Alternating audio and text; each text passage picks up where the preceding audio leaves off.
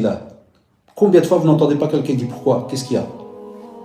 Il fait plus peur. Crains Allah. Vous voyez cette phrase? Avant, même entre Sahaba, si quelqu'un disait, regardez Omar, c'est des histoires très très connues.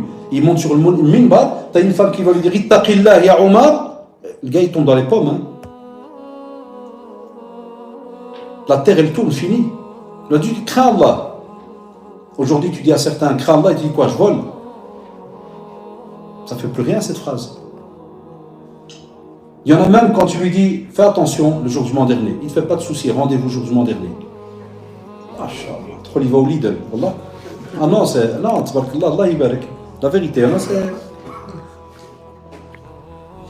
On n'entend pas cette phrase. On verra.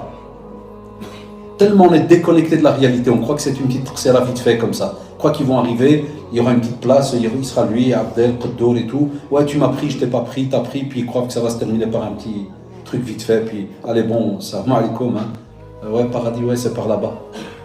Jamais de la vie. Jamais de la vie. On doit revenir à l'essentiel, les shabab. Il faut aller lire, il faut aller voir. Et je suis sûr, c'est une conviction que j'ai, au plus tu liras, au plus ton comportement changera. Je te donne ma parole. Au plus tu liras, au plus ton comportement changera. Au plus tu t'écarteras de l'être humain par rapport au mal. Je vous dis la vérité. Il y en a qui l'ont testé dans leur vie ici, sur moi. Au plus tu crains Allah subhanahu wa ta'ala, au plus tu sais que certains dossiers, tu t'approches pas, tu avances étape par étape. Même le prophète sallallahu alayhi wa sallam, il te donne la parole, c'est une parole donnée par Allah subhanahu wa ta'ala, des jardins au paradis, des palais au paradis. Il y a un souci de discussion entre toi et une personne, tu vois, il ne veut pas lâcher, le meilleur c'est celui-là qui lâche en premier. Chaque fois vous entendez ça, le meilleur c'est celui qui pardonne. Dans l'autre hadith on te dit, regarde quel bel exemple, ceux qui font du combat, un exemple que vous connaissez tous du catch, MMA ou autre, celui-là qui gagne c'est qui? C'est celui-là qui met KO, c'est juste, c'est ça les règles, c'est international, mais dans notre religion c'est l'inverse. C'est celui qui délaisse, qui s'arrête, qui se retire. C'est lui qui met KO l'autre.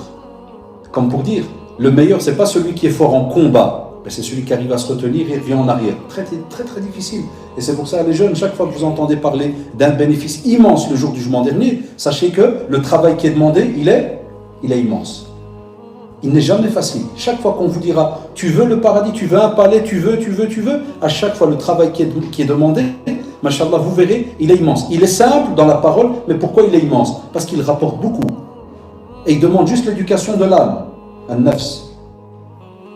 Et c'est pour ça qu'Allah subhanahu wa ta'ala nous l'a rappelé. Vous l'entendez, par exemple, on l'entend quand on vient prier le vendredi, qad aflaha man, soit tazakka ou zakkaha, c'est juste ou pas? Aflaha, c'est quoi? Qad, c'est quoi?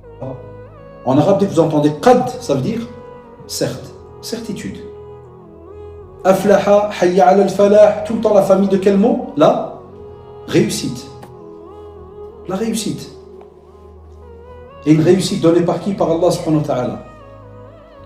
Celle de l'être humain, elle est un peu serrée des fois. C'est des 7,5, avec des petits demi-points d'ailleurs. Mais celle donnée par Allah subhanahu wa ta'ala, elle est immense. Aussi, Allah dit ya ibadi kullukum dallun illa man hadaytu. Fastahduni ahdikum. Ça veut dire, le prophète sallallahu alayhi wa sallam, une des invocations qu'il répétait très très souvent, Subhana muqallib al-qulub, thabbit qalbi ala dinik.